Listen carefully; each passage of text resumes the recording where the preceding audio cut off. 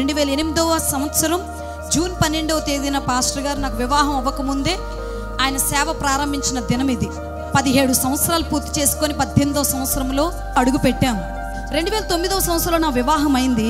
వివాహమైన ఒక గంట తర్వాత బీసీ కాలనీలో ఉన్న మందిరంలోనికి పాస్టర్ గారు, నేను, మా అమ్మగారు, మా నాన్నగారు, మా కుటుంబం వచ్చాం.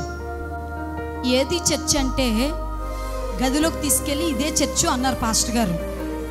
అప్పటి వరకు నా అపోహ ఏంటంటే మాది 600-700 మంది ఉండే సంఘం, 1000 మంది ఉండే సండే స్కూలు. సంఘము అంటే విస్తారమైన ప్రజలు ఉండే స్థలం అనేది నా అపోహ. నా వివాహం అయినప్పుడు నాకు 18 సంవత్సరాలు. నేను పెండ్లై వచ్చిన గది చూడగానే ఆశ్చర్యం అనిపించింది.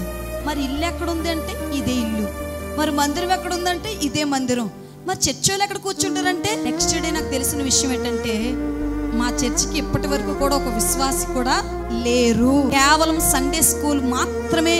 ఇప్పటి వరకు నా దృష్టిలో చర్చు అంటే ప్రజలతో కూడుకున్న స్థలం. పెద్ద చర్చ్ ఉంటుంది, పుల్పేట్ ఉంటుంది, ప్రజలు ఉంటారు, విస్తారంగా విశ్వాసులు వస్తారు, కూర్చుంటారు, నన్ను అమ్మగారు అంటారు, పాస్టర్ అమ్మగారు అంటారని.